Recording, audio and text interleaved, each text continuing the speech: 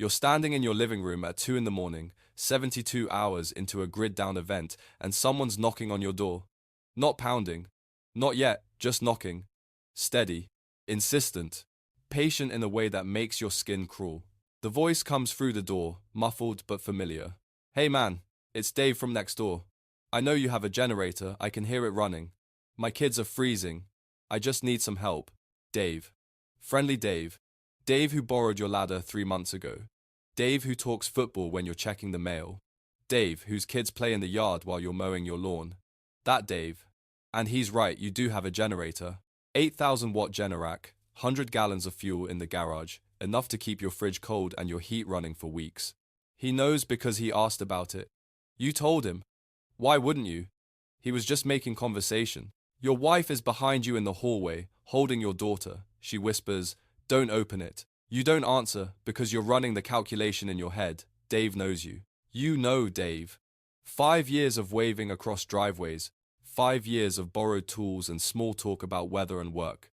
He's desperate, sure, but he's not dangerous, right? Dave's voice again. A little louder now. Come on, man. I can hear you in there. We've been neighbors forever. Just open up. Then you remember. 3 weeks ago, Dave in your driveway, casual as anything, asking questions. What do you do for work again? Some kind of consulting, right?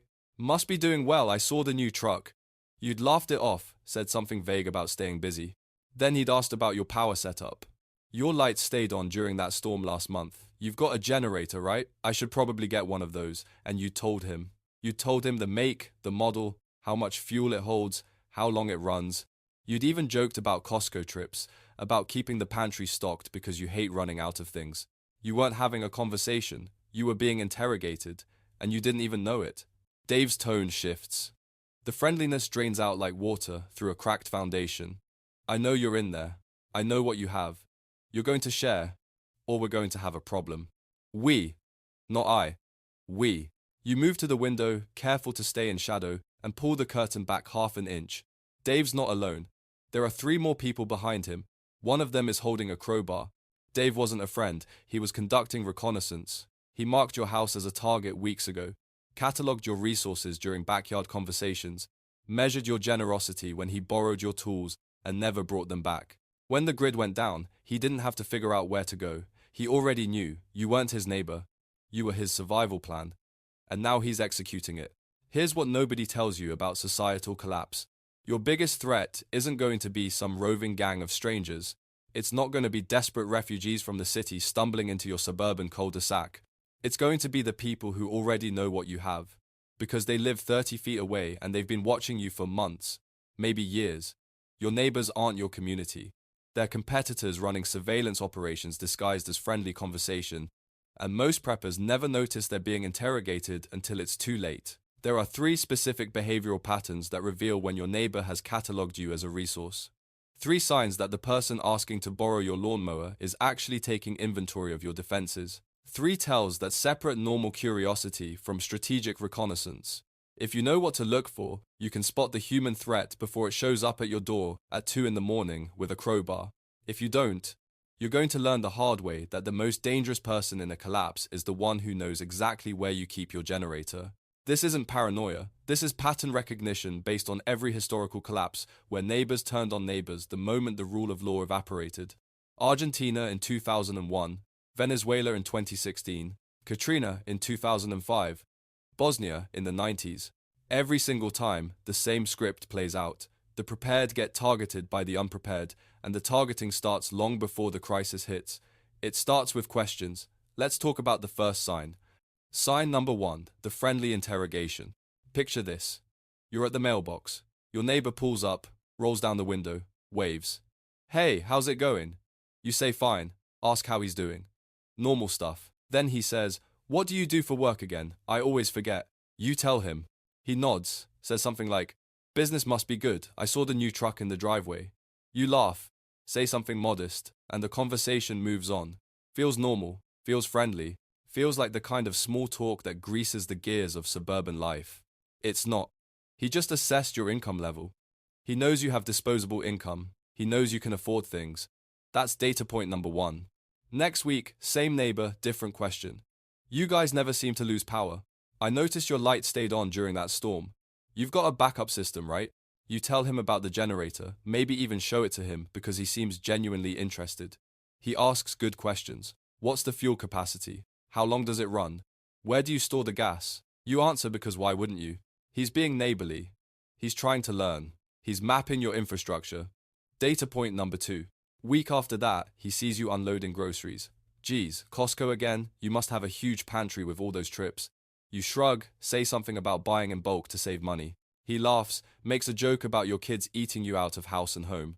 He just confirmed you stockpile food. Data point number 3. Let's catalog what he knows now. You have money, you have backup power, you have food reserves.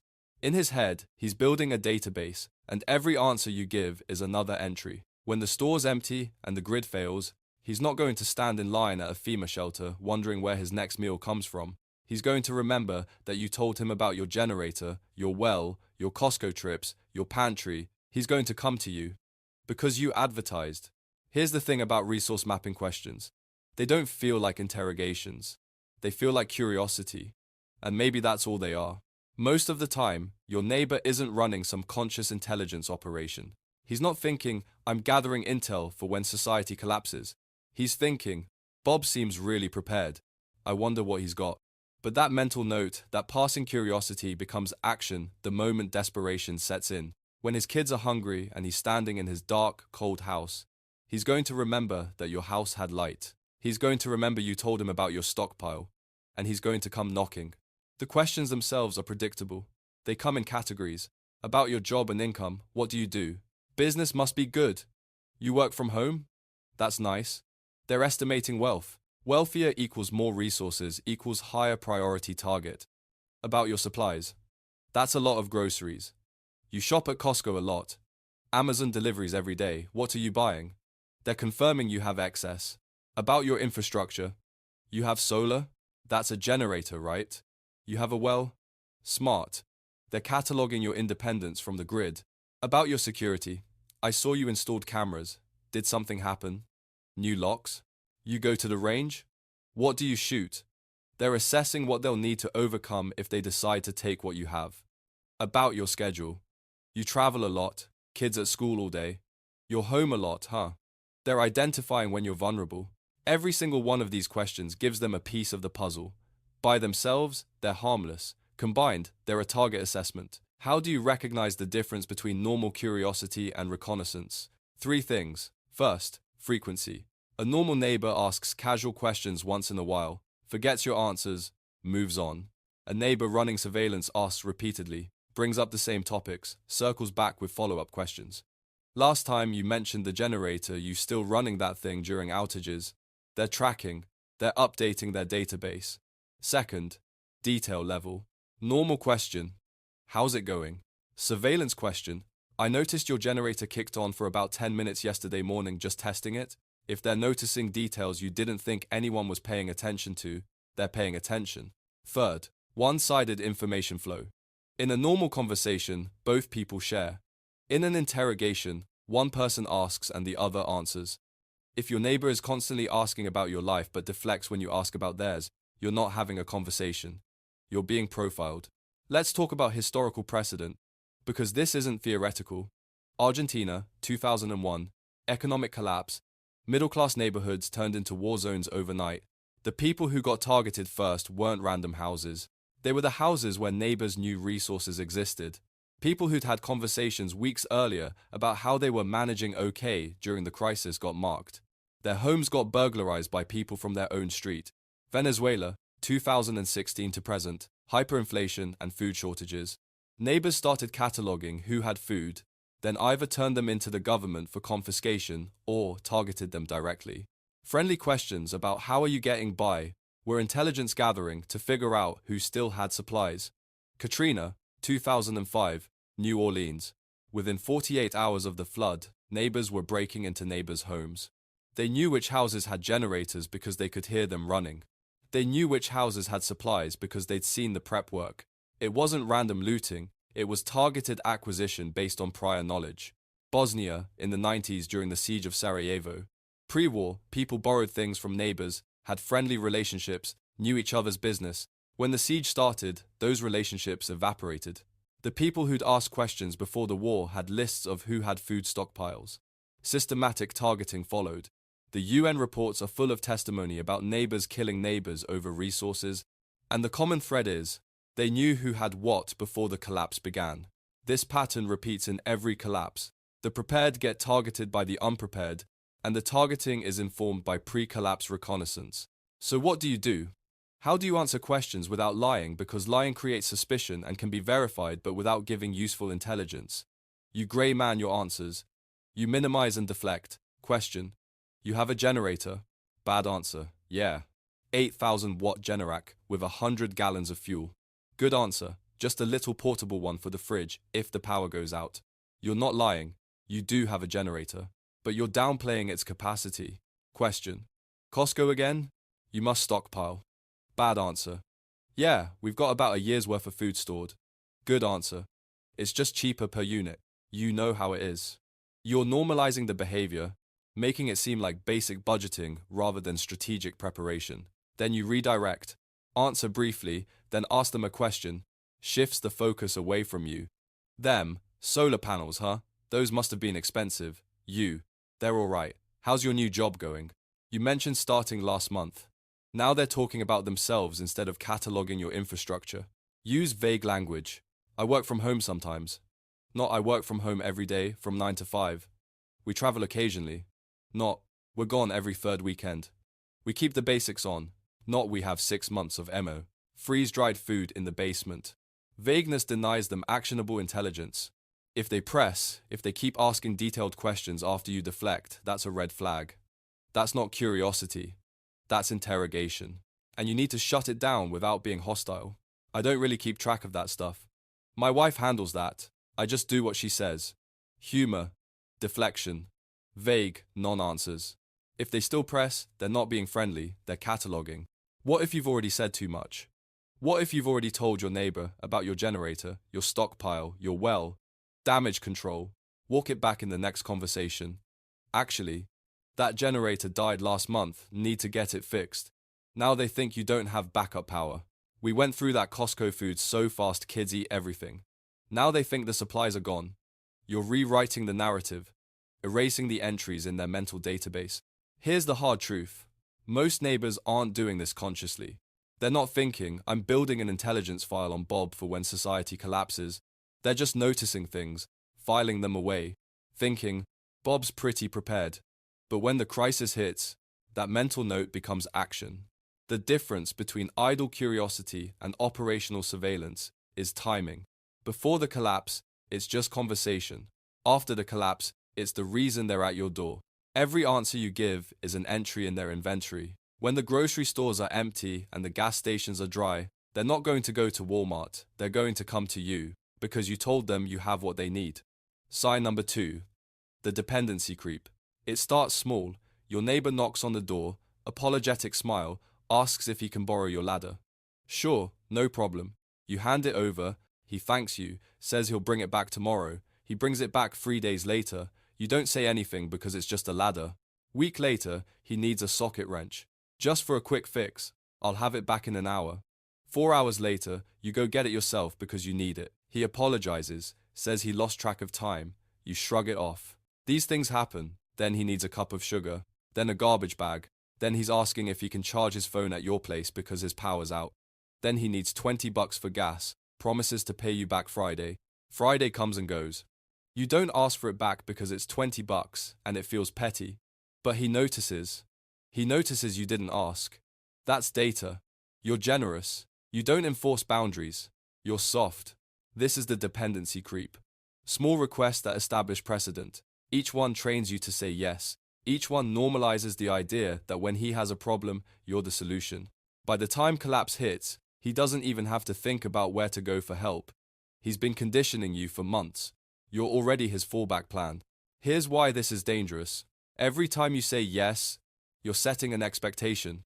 In normal times, borrowing a ladder is just neighborly behavior. In a crisis, it becomes, he always helps me, so he'll help now. And when you refuse, when you finally say no because you don't have resources to spare, he doesn't accept it. He can't accept it. You've trained him to expect yes. When you say no, it feels like betrayal. You helped me before, why won't you help me now? And that's when friendly requests turn into demands. Let's map the progression. Stage 1. Tool borrowing.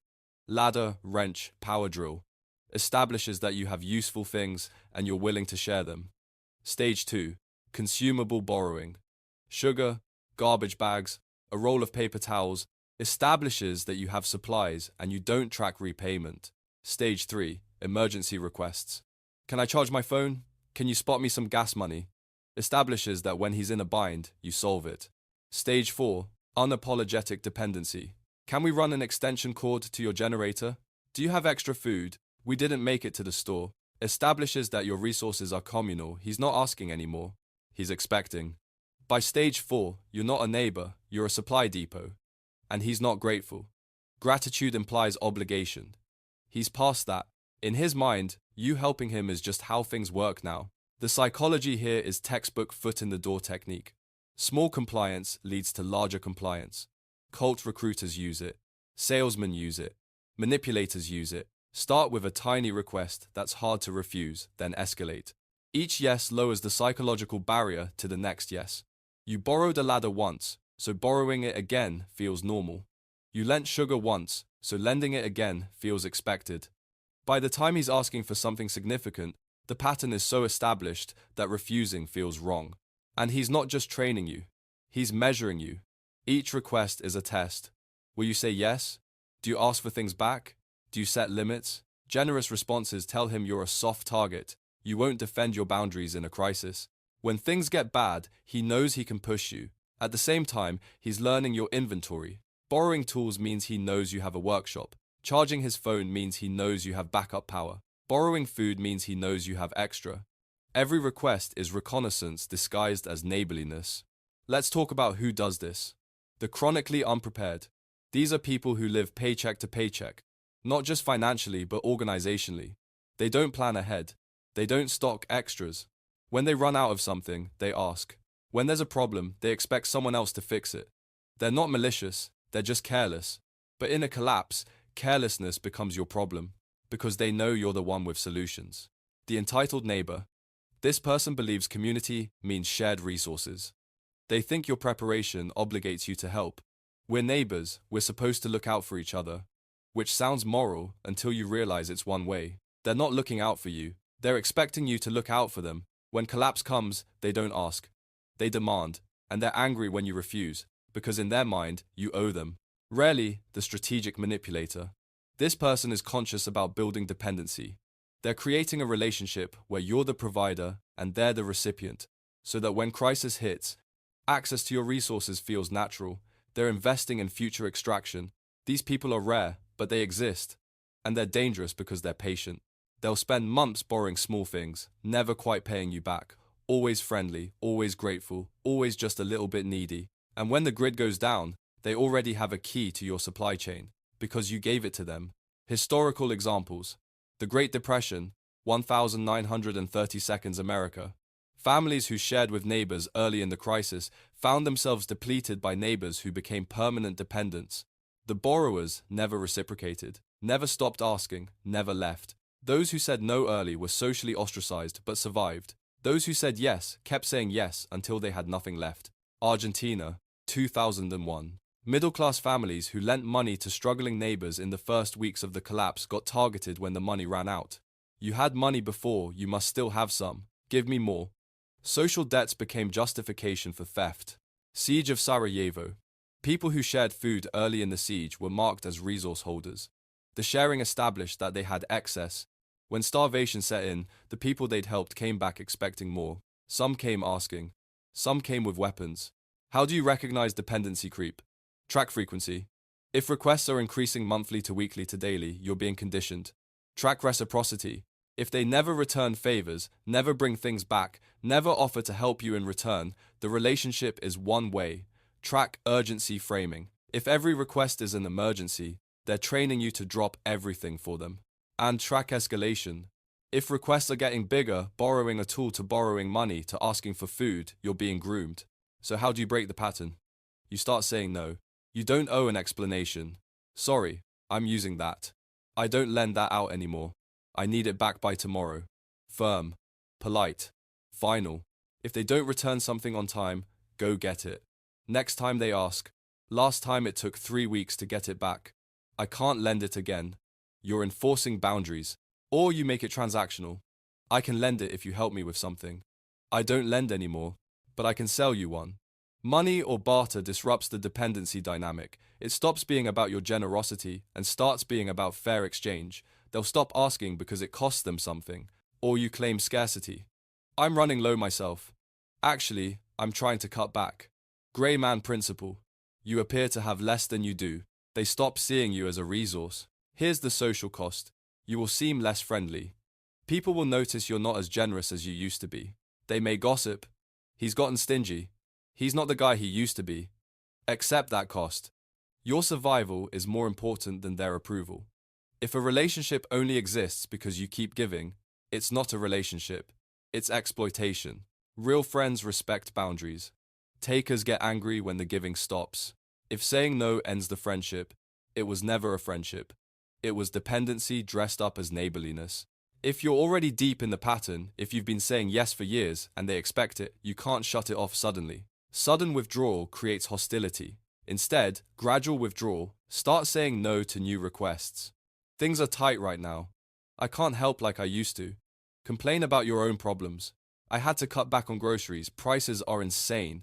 They'll think you're struggling too, and they'll stop asking. Here's the hard truth. Helping people isn't bad. But unlimited helping is suicide. There's a difference between occasional assistance that builds goodwill and chronic enabling that builds dependency. When you enable dependency, you become their survival plan. And when collapse hits and they're desperate, they won't accept no as an answer.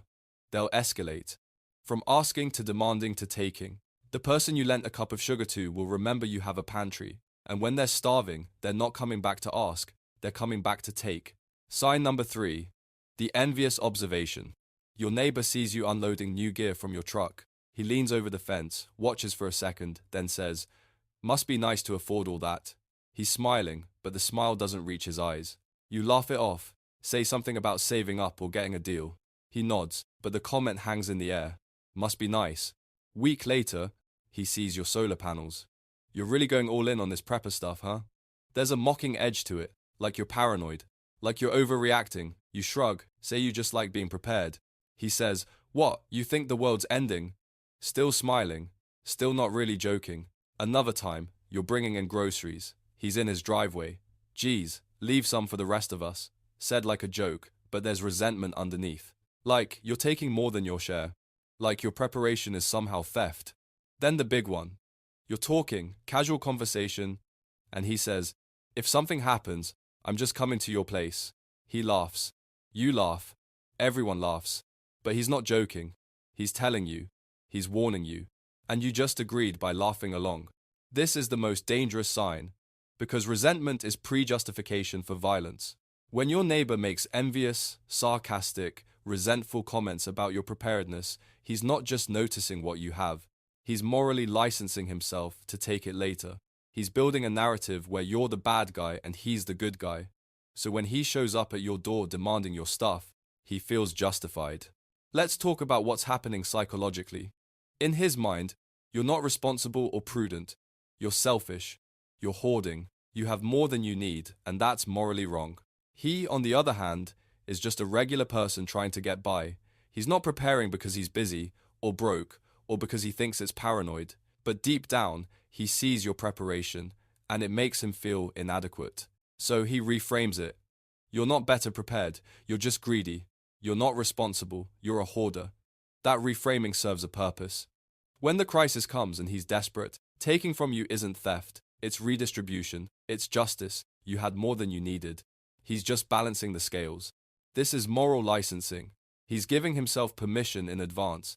Every sarcastic comment, every envious observation, every joke about raiding your supplies, it's mental rehearsal. He's imagining the scenario. He's justifying it to himself. By the time collapse hits, he's already decided you're the enemy and he's the victim. All that's left is execution. The comments themselves follow patterns. About your purchases. Must be nice. You've got money to burn, huh? Some of us can't afford that. It's about wealth disparity. You have, he doesn't. And that's unfair. About your preparedness, you're one of those doomsday people. Preppers are paranoid. You really think something's going to happen. He's mocking you to feel superior, but he's also cataloging. He knows you prep. About communal expectations, we're supposed to help each other. If something happens, we'll share, right? He's establishing that your resources aren't really yours, they're communal. And he's part of the community. About the direct threat disguised as a joke. I'm coming to your place. You're my survival plan. He's laughing, but he means it. He's putting you on notice. Why is this the most dangerous sign? Because resentment plus crisis equals violence. Look at history. Every mass atrocity starts with moral justification. The perpetrators don't think they're evil, they think they're righteous. Soviet Union, 1917 to 1953. Kulaks were successful peasant farmers. They worked hard, saved, invested, had surplus grain. The Bolsheviks labeled them hoarders and enemies of the people. The narrative: they're taking more than their share, oppressing the poor, deserving of punishment. Millions were robbed, deported, executed. Neighbors turned in neighbors. Why? Because envy had been weaponized into moral justification. Taking from kulaks wasn't theft. It was revolutionary justice. Zimbabwe, 2000s. White farmers were productive. They had food, equipment, stockpiles. Mugabe's government labeled them colonizers and thieves. The narrative: they stole the land, they're hoarding resources. Taking it back is justice. Farms were seized. Farmers were attacked, some killed. Mobs justified violence because the farmers had too much. Envy plus political narrative equals justified brutality. Food production collapsed, but the moral framing remained. Redistribution is righteous. Venezuela, 2016 to present. Middle class had savings, food, goods. Maduro's government encouraged labeling them oligarchs and hoarders. State media ran stories about economic war and hoarding. Mobs looted stores and homes. Neighbors targeted neighbors. The justification: they have more than they need while we starve. Taking from them is fair. Resentment became policy. Policy became violence. Argentina, 2001. Those who prepared for the economic collapse were accused of lacking solidarity. Why didn't you share? Why didn't you warn us? The unprepared felt entitled to what the prepared had saved.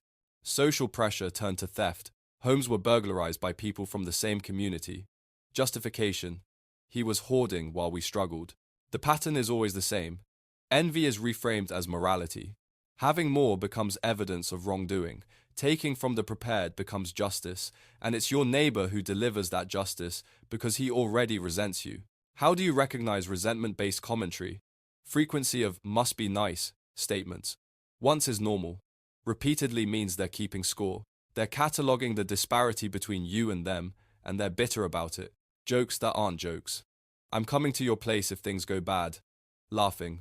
But watch their eyes. They've thought about it. They mean it. Comparing themselves to you. I can barely afford groceries, and meanwhile you're buying all this stuff. They're building a narrative of unfairness. You're winning, they're losing, and it's not right. Dismissing your efforts. You're wasting money. That's paranoid. They're not concerned for you. They're coping with their own inadequacy. By dismissing your prep, they feel better about not prepping. But they remember you have it. Mentioning your preps to others: Bob's got a whole generator set up, he's ready for anything. Sounds like praise. It's not. He just advertised your resources to a group. Now multiple people know you're a target. So what do? You downplay. It's not as nice as it looks. We saved for years. It was a gift. Make success seem hard-won or external, not evidence of superiority. You relate to their struggles. Yeah, bills are crushing us too. I'm worried about money all the time. Create the perception that you're in the same boat. Grey man, your lifestyle. Stop visible purchases. Stop talking about preparedness. Blend in. Be forgettable. When they make the "I'm coming to your place" joke, don't confirm. Bad response. Haha, yeah. I'm all set. Good response. Haha, we'll all be screwed if something happens. Or, I'll be coming to your place. Redirect. Deflect. Deny confirmation. If you've already been labeled the prepper guy, you can't completely undo it. But you can reduce the target profile, stop visible prep activities, complain about money. Actually, I regret buying all that stuff, wasted money. Walk back the image. Imply resources are gone, or were never that significant. Here's the thing about the community obligation argument. We're neighbors, we should share. It sounds moral, it feels moral. And in a functional society with rule of law, maybe it is. But in collapse, community becomes code for confiscation. The people demanding you share are the people who didn't prepare. They're not offering reciprocity.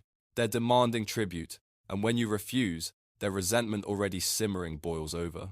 You prepared. They didn't. That's not your fault. You sacrificed, planned, spent money and time. They chose not to. But in their mind, your success obligates you to cover their failure. And when you don't, you're the villain. That moral inversion is deadly. Because it means when they come for your supplies, they think they're the good guys. The hard truth, resentment is pre-murder. In a stable society, resentment is passive-aggressive comments and Facebook complaints. In collapse, resentment is the guy with a crowbar at your door saying, "You had more than you needed, I'm just taking what's fair." When your neighbor jokes that you're his survival plan, believe him. He's not joking, he's warning you. And you're running out of time to become invisible. Let's zoom out. 3 signs. Friendly questions that map your resources. Small requests that build dependency. Envious comments that morally justify future theft. Individually, they're concerning. Together, they're a countdown. Your neighbor isn't planning to loot strangers. He doesn't need to. He already knows what you have, where you keep it, and when you're vulnerable. Because you told him. Because you helped him. Because you didn't hide. Why are neighbors more dangerous than strangers? Strangers don't know what you have. They don't know your schedule. They don't know your defenses. They're guessing, stabbing in the dark. Most looters will skip a house that looks hard or empty. But your neighbor isn't guessing. He's watched you for months, maybe years. He knows the generator is in the garage. He knows you have a well. He knows you Costco shop every Saturday. He knows when you leave for work and when your kids get home from school. He's not looting. He's executing an informed plan. The 3-phase threat evolution. Phase 1. Pre-collapse. Friendly reconnaissance. He asks questions, gathers data, builds a mental map of your resources. Phase 2. Pre-collapse. Dependency establishment. He borrows things, normalizes asking you for help, trains both of you to see him as someone you assist. Phase 3. Pre-collapse. Moral justification. He resents your success, mocks your prep, frames you as a hoarder. By the time collapse hits, all 3 phases are complete. He knows what you have, he expects access, and he feels morally justified in taking it. The knock at your door isn't impulsive desperation. It's a plan he's been building for months.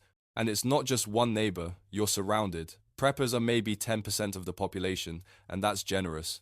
90% of people around you have done nothing.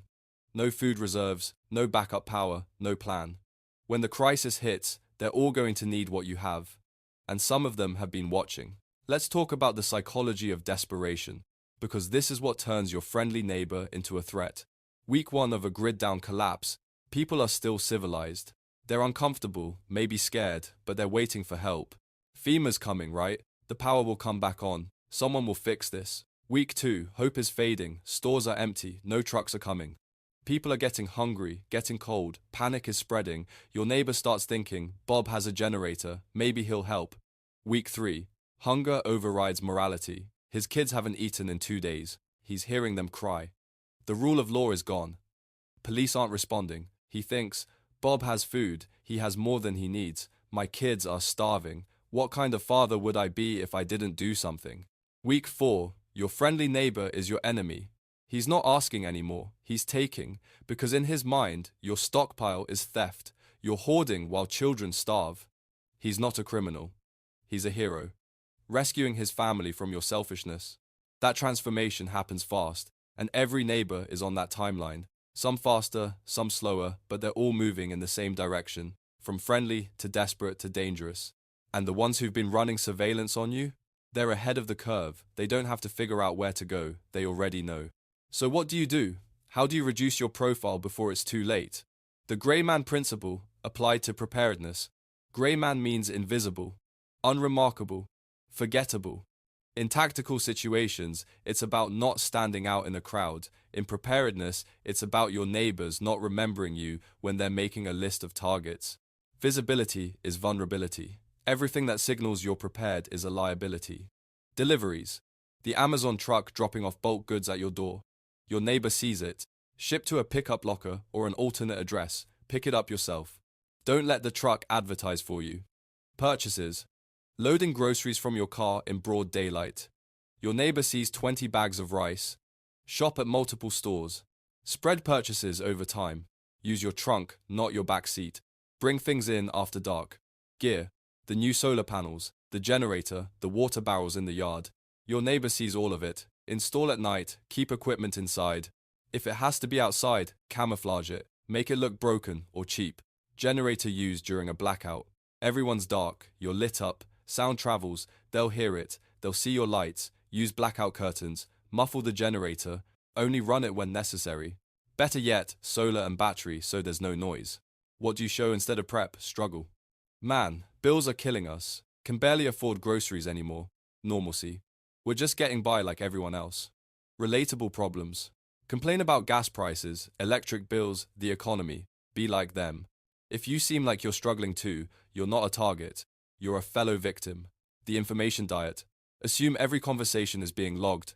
Your neighbor's not writing it down, but he's remembering. Don't share income, purchases, plans, fears.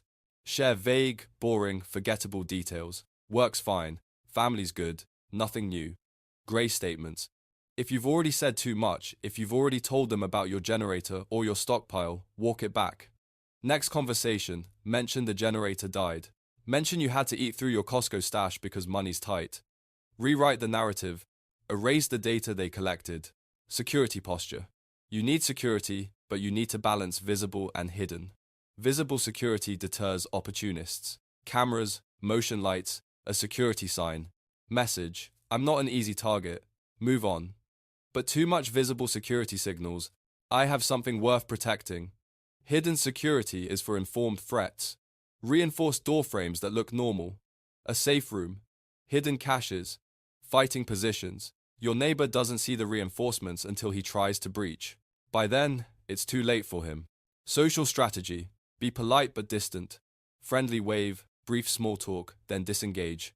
Don't cultivate deep relationships with resentful or dependent types. Identify other preppers if you can, but carefully. Mutual defense pacts, shared intelligence, cooperative security. But never reveal the full extent of your preparations, even to allies. Operational security applies to everyone. Know your threats. Which neighbors have shown all three signs? Which have two? Rank them by threat level. The ones with three signs, reconnaissance, dependency, resentment, monitor them closely. They're the ones who'll come first. The relocation question. If you have multiple neighbors showing all three signs, if your whole street has catalogued you, if you're a known prepper in a dense suburban neighborhood, consider moving. Before the collapse, rural, isolated, unknown. Start over with a grey profile from day one. If you're staying, accept that you're a known target. Increase security, reduce visible preps, plan defense in depth, barriers, choke points, fallback positions. You're not trying to be friendly. You're trying to make targeting you more costly than it's worth. The ethical dilemma. Decide now, before crisis, who you'll help. Will you help neighbors? Which ones? Under what conditions?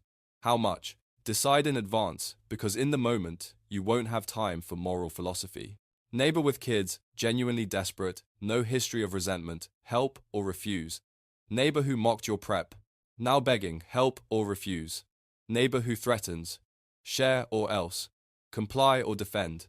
There's no universal answer. Your values, your family, your call. But decide now. Write it down if you have to.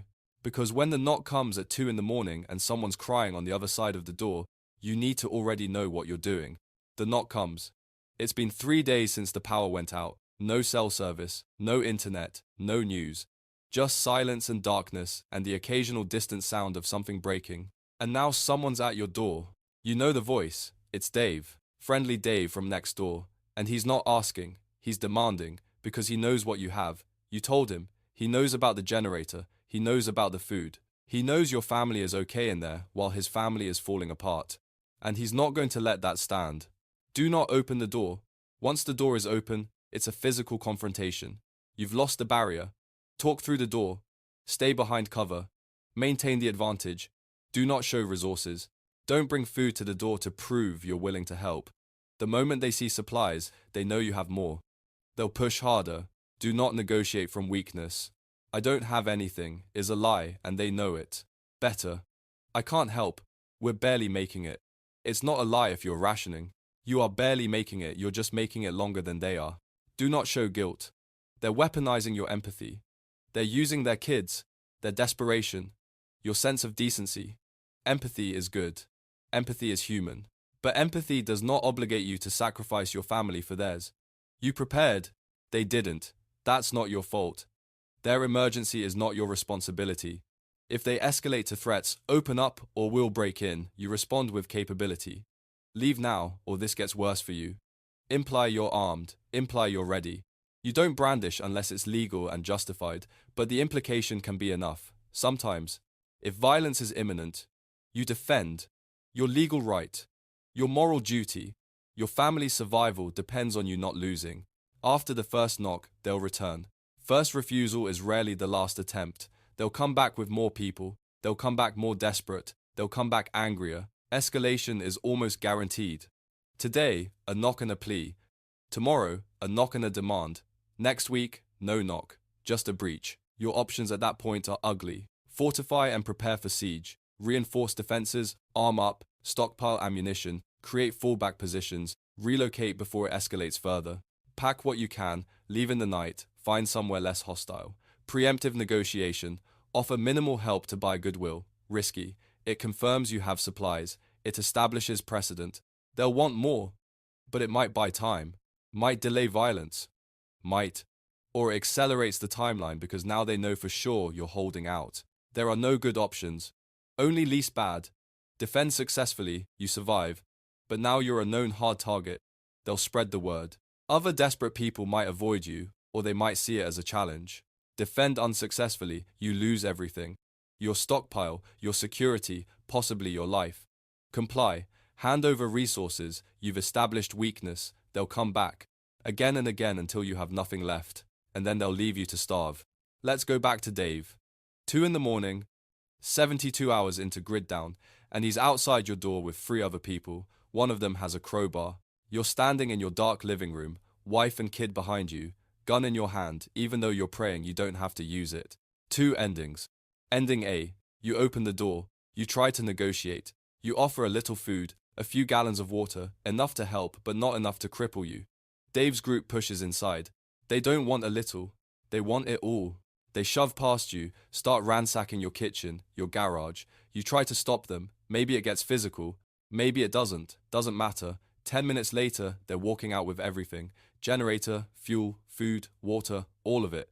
As Dave leaves, he looks back at you standing in your empty house, and he says, "Told you I'd come to your place, man." The joke wasn't a joke, it was a promise. You just didn't believe him. Ending B. You don't open the door. You tell Dave to leave. He threatens. You don't respond. He and his group try the door. It holds. Reinforced frame, deadbolts, grade 1 locks. They try a window, security film, and bars. They try the crowbar. Takes too long. Makes too much noise. They leave. But Dave yells back, "We'll be back. With more people." You know he means it. Both endings are bad. Ending A. You survive, but you've lost everything. You're now in the same situation as Dave was, except you have no one to go to because you were the person people went to. Ending B. You're safe for now, but you're under siege. They know where you are. They know you have defenses. They know you're not willing to share. They'll come back. With more people, better tools, more desperation. Maybe you hold, maybe you don't. But there's a third ending. The optimal ending. And it happened 3 weeks ago. 3 weeks before the collapse, Dave asked about your generator. Instead of telling him about the Generac and the 100 gallons of fuel, you said, "Just a little portable one, barely works." Downplayed, grey-manned. Dave lost interest. He asked about your Costco trips. Instead of talking about your pantry, you said, "Yeah, we buy in bulk, but the kids go through it so fast, barely keeps up." He stopped thinking of you as oversupplied. He asked about your work, your income. You redirected. Asked him about his job, kept the focus off you. You made yourself boring, forgettable, unremarkable. When the collapse hit, Dave was desperate. But he didn't think of you. Because in his mental catalogue, you weren't worth targeting. You didn't have anything special. You were just another neighbor struggling like everyone else. So he went somewhere else. Maybe he went to the guy down the street who'd bragged about his preps. Maybe he went to the rich neighborhood across town. Doesn't matter. He didn't come to you. And you stayed safe. invisible. That's the optimal ending. And it's still available. Right now, today, you're living the 3 weeks earlier moment. Your neighbors are asking questions, borrowing things, making comments. You still have time to grey man. You still have time to erase the target on your back. But the window is closing. Every delivery, every conversation, every visible prep. You're building their target list. When the collapse comes, and it will come, the only question is when they're going to remember who had the generator, who had the stockpile, who had the backup plan, and they're going to come for you. Run the test, right now, mentally. Think of each neighbor. Ask yourself 3 questions. Do they ask detailed questions about my resources, my job, my schedule? That's sign 1. Do they regularly borrow things and never reciprocate? That's sign 2. Do they make envious or resentful comments about my preparedness or my success? That's sign 3. 0 signs, probably safe. Keep grey manning to stay that way. 1 sign, watch them. Monitor for escalation. 2 signs, active threat. Start damage control. Walk back what you've revealed. Reduce visible preps. 3 signs, critical threat. They've already marked you. Immediate action required. Stop all visible preparedness activities. Create the illusion of scarcity. Increase security quietly. Consider relocation if the threat is high enough. If you have neighbors with 3 signs, you're in danger right now, not in some hypothetical future collapse. Now, because they've already decided you're their fallback plan. When the crisis hits, they're not going to waste time figuring out where to go. They already know, they're coming to you. If you're clear, if none of your neighbors have these signs, then you've done well. But maintain it. 1 conversation where you reveal too much, 1 delivery truck that arrives at the wrong time, 1 blackout where you're the only house with lights, and you're back on their radar. Grey man isn't a one-time thing. It's a lifestyle. Your neighbor isn't planning to loot strangers, he's planning to loot you. Because you're the one who advertised you have something worth taking. You told him about your generator when he asked. You lent him tools and never enforced boundaries. You let him see your success and didn't hide it. You thought you were being friendly. You were being catalogued. When he knocks at your door at 2 in the morning, it won't be a surprise to him. It'll be the plan he's had for months. The only question is, will it be a surprise to you?